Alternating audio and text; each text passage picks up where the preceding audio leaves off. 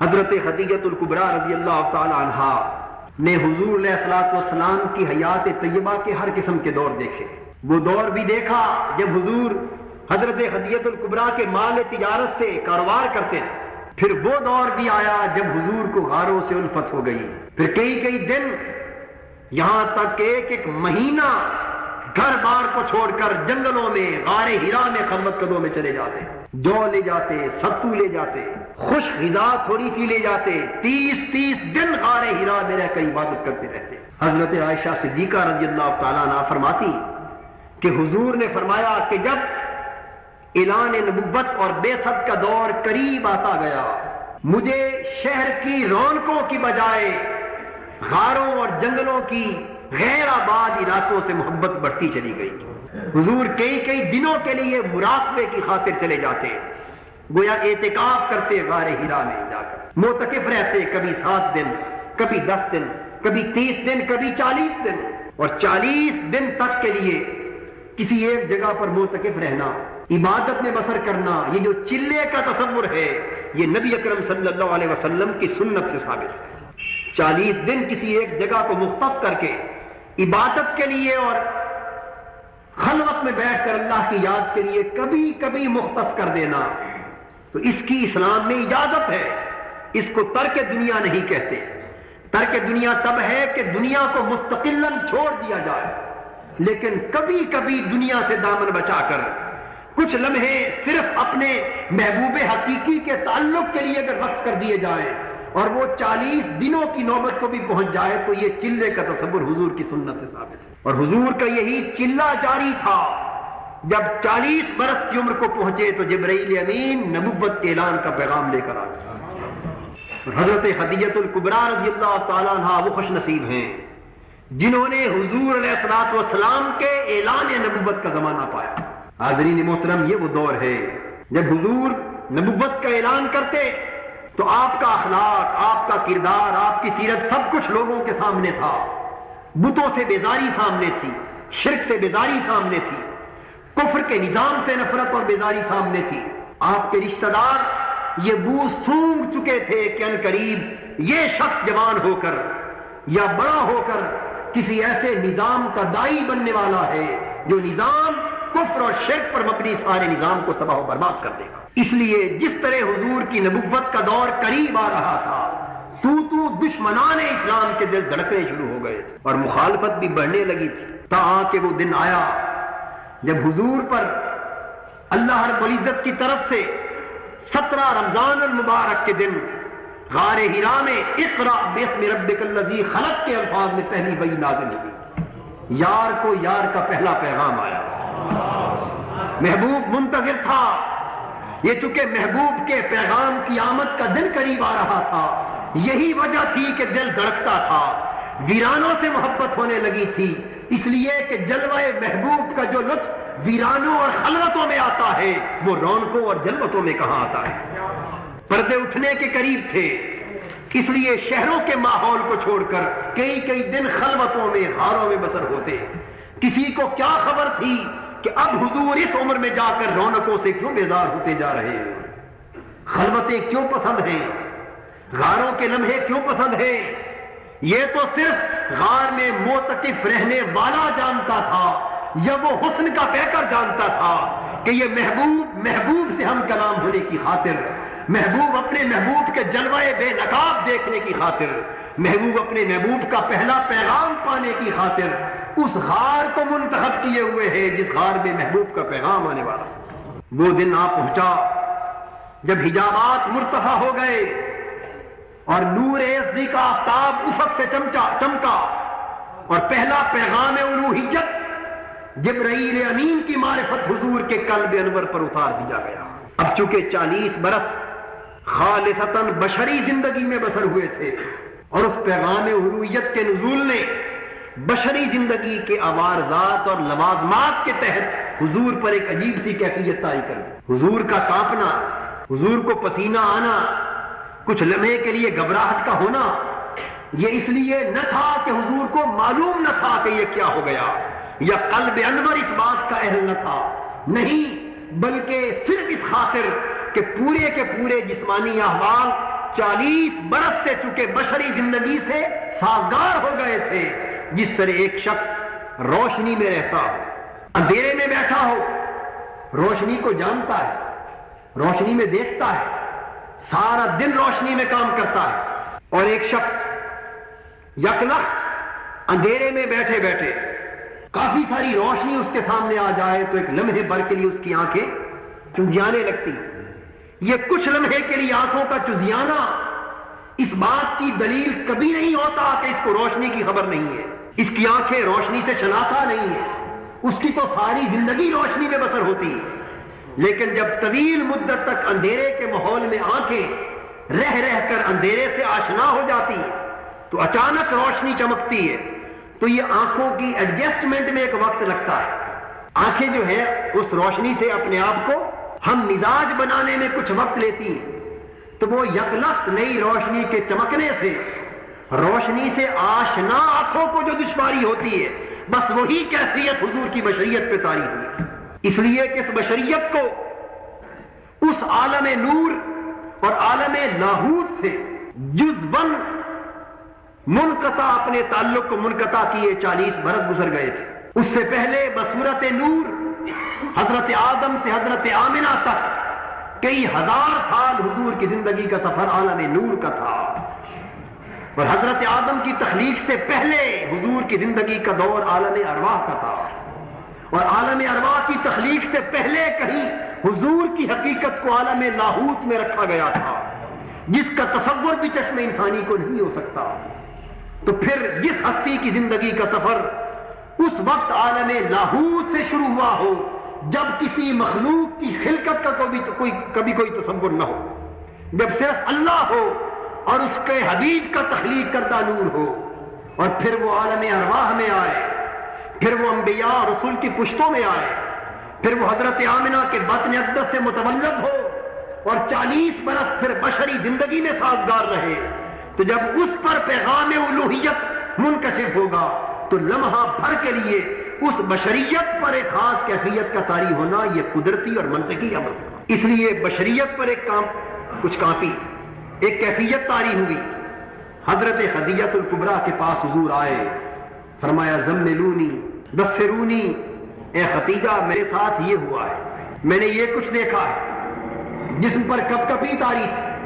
حضرت خدیجہ الکبریٰ نے کمبلی لے کر، ایک کمبل لے کر، موٹی چادر لے کر حضور کو اڑا دی۔ جب حضور نے اپنی کیفیات بیان کی تو حضرت خدیجہ الکبریٰ رضی اللہ تعالی عنہا نے اسی نور نبوت کے حصول کی خاطر ہی تو حضور کو قبول کیا تھا۔ حضور کے اپنے زوجیت میں آئی تھی، وہ تو 15 برس سے اس دن کی منتظر تھی جس دن حضور کی نبوت کا اعلان ہو۔ بس حضور نے جب ان کیفیات کا ذکر کیا تو روایات میں آتا ہے کہ وہ بے ساختہ حضور کے جسد اقدس سے لپٹ گئی۔ قربان جائیں ان لمحوں کی لطافت پر جب حضور کی نبوت کا اعلان سن کر حضرت خدیجہ الکبریٰ نے حضور کو اپنے ہاتھوں کے حالے میں لے لیا ہوگا، حضور کو لٹا دیا اور عرض کیا یا رسول اللہ صلی اللہ علیہ وسلم آپ گھبرائیے نہیں، اس لیے کہ اللہ تعالیٰ آپ کے ساتھ ہمیشہ کرم ہی کرے گا، کیونکہ میں نے جب سے آپ کو دیکھا ہے میں نے آپ کو یتیم پروری کرتا دیکھا ہے، بے افغان کی مدد کرتے دیکھا ہے، بے روزگاروں کو روزگار فراہم کرتے دیکھا ہے، دکھیوں کے دکھوں کا مداوا بنتے دیکھا ہے۔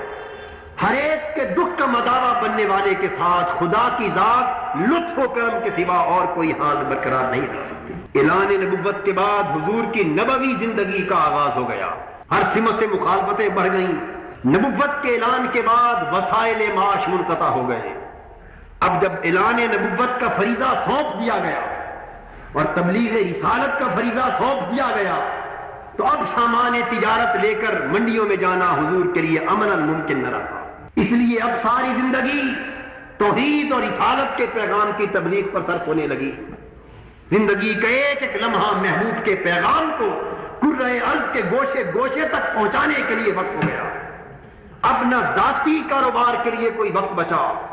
نہ حضرت خدیجہ الکبریٰ کے مال تجارت کے فروغ کے لیے کوئی وقت بچا۔ اب تو صبح و شام ایک ہی دن ہے اور وہ توحید کے پیغام کو کرۂ ارض کے گوشے گوشے تک پہنچانا ہے۔ اس طرف مخالفتیں کھڑی ہو گئیں، مزاحمتیں کھڑی ہو گئیں، یہاں ایک بات ذہن میں آ گئی، وہ بھی عرض کرتا چلوں کہ جناب ابو طالب کے گھر سے حضور الگ گھر میں تو آباد ہوئے تھے، لیکن ذہن میں یہ خیال نہ آئے کہ وہ جو ان کی مالی مدد کا ایک کام حضور نبھاتے چلے آ رہے تھے اس کا کیا بنا۔ تو جب حضور علیحدہ ہوئے تو فرمایا چچا جان مجھے آپ کی مالی دشواریوں کا علم ہے، اب میں یہ چاہتا ہوں کہ آپ کے مالی احوال میں ممد بننے کے لیے آپ کے بیٹے علی کو اپنی زیر کفالت لے لوں۔ حضرت ابو طالب کے گھر سے الگ ہوتے ہوئے حضرت علی شیر خدا رضی اللہ تعالیٰ عنہ کو حضور نے اپنے گھر لے لیا۔ تو یہ وہ خوش نصیب فرزند حضرت ابو طالب ہے، یہ وہ خوش نصیب صحابی ہے حضور کا، یہ وہ خوش نصیب فرد ہے عالم اسلام کا کہ پہلے دن سے جس کی پرورش آغوش مصطفیٰ میں ہوئی۔ تو حضرت علی شیر خدا رضی اللہ تعالیٰ عنہ نے حضور کے آغوش میں پرورش پائی، تو حضرت علی کو ان کی کفالت کا بوجھ حضور نے اپنے ذمے لے لیا۔ اور حضرت علی کے ایک بھائی تھے جن کا نام تھا طالب، اس کی کفالت کا بوجھ حضور نے اپنے چچا عباس کو دے دیا۔ دو ہی بیٹے تھے، فرمایا چچا ابو طالب ایک بیٹا میں لے لیتا ہوں، ایک چچا عباس لے لیتے ہیں، آپ پر تمام معاشی کفالتوں کا بوجھ اٹھ جائے گا۔ اب باہمی تعلق قائم رہا، ہر طرف سے مخالفتیں مزاحمتیں، سارا معاشرہ دشمن ہے، سارا ماحول دشمن ہے، پورا عالم کفر عالم شرک حضور کی مخالفت میں متحد ہو کر ایک چٹان بن گیا۔ اور اللہ کے سوا دنیا میں صرف دو ہستیاں ہیں جو ظاہراً حضور کی مدد کر رہی ہیں، وہ کون ہے؟ ایک حضور کی پیاری زوجہ رفیقہ حیات حضرت خدیجہ الکبریٰ ہے، اور ایک حضور کے چہیتے چچا جناب ابو طالب ہے۔ بس ان دو نفوس کے سوا معاشرہ عرب کا کوئی فرد حضور کے مشن کا حامی نہیں ہے، ظاہراً حضور کا کوئی پشت پناہ نہیں ہے۔ اور حضرت خدیجہ الکبریٰ پھر وہ خاتون ہے جن کو اسلام کی تاریخ میں سب سے پہلے میرے آقا کا کلمہ پڑھنا نصیب ہوا۔ حضرت خدیجہ الکبریٰ نے اس وقت کلمہ پڑھا جب اعلان نبوت یا وحی کے نازل ہونے کی خبر بھی کسی کان کو نہ ہوئی تھی۔ غار ہرا میں وحی اتری، حضور نے پہلی خبر حضرت خدیجہ الکبریٰ کو دی، اور خبر سنتے ہی 15 سال سے حضرت خدیجہ الکبریٰ نے حضور کی سیرت کو دیکھ تو پہلے ہی لیا تھا، وہ سمجھتی تھی کہ اگر نبوت کا کوئی اہل ہو سکتا ہے تو اسی سیرت کا مالک ہو سکتا ہے۔ بس یہ خبر سنی تو حضور کی نبوت پر ایمان لے آئی، اور اس کے بعد پھر سینہ سپر ہو گئی، اپنا مال و دولت اپنا سب کچھ حضور کے مشن اسلام پر خرچ کر دیا۔ حضرت خدیجہ الکبریٰ کا مال و دولت حضور کے مشن کی مدد پر صرف ہو رہا تھا، اور ادھر جناب ابو طالب کی قوت بازو، ان کا اثر رسوخ، اور وہ گھر سے باہر حضور کا دفاع فرما رہے تھے۔ جناب خدیجہ الکبریٰ حضور کے مشن کو مالی امداد فراہم فرما رہے تھے، تو ان کا مال و تجارت حضور کے مشن پر صرف ہونے لگا۔ یہی اتنی صحبتوں کے دور انہوں نے حضور کے ساتھ گزارے، وہ دور جب مخالفتیں تھیں، جب حضور کے مقدس خون کے پیاسے تھے، ہر سو حضور پر حملے ہو رہے تھے، جب معاشرتی مقاطعے ہو رہے تھے، اس وقت بھی حضرت خدیجہ الکبریٰ حضور کا ساتھ دے رہی تھی۔ تمام عرب کے قریشیوں نے، کافروں نے مل کر فیصلہ کر لیا کہ بنو ہاشم اگر محمد صلی اللہ علیہ وسلم توحید اور رسالت کی تبلیغ سے باز نہیں آتا تو پھر سارا کا سارا عرب معاشرہ اور تمام قریش اس محمد اور اس کے خاندان کے ساتھ قطع تعلقات کر لو۔ جناب ابو طالب نے حضور علیہ الصلوۃ والسلام سے پوچھا کہ پیارے بھتیجے، میں اکیلا آدمی ہوں، میری پشت پر بہت بوجھ پڑ چکا ہے، کیا ایسا ممکن ہے کہ اس مخالفت کے بوجھ کو کم کر دیا جائے؟ حضور نے فرمایا چچا جان، اگر شرق سے غرب تک پوری دنیا میری مخالفت پر اتر آئے اور کوئی ایک شخص بھی میری دعوت پر میرا حامی اور ساتھی نہ رہے تو پھر بھی محمد صلی اللہ علیہ وسلم توحید کی دعوت کو انسانیت تک پہنچانے سے نہیں روک سکتا۔ جناب ابو طالب نے کہا کہ میرے پیارے بھتیجے، اگر اپنے مشن پر تیرا عزم اتنا پختہ ہے تو قسم ہے اس رب کی، تو اپنا کام کرتا چل، میرے خون کا آخری قطرہ بھی تیری حفاظت پر صرف ہو جائے گا۔ جناب ابو طالب نے کہا کہ اے ملک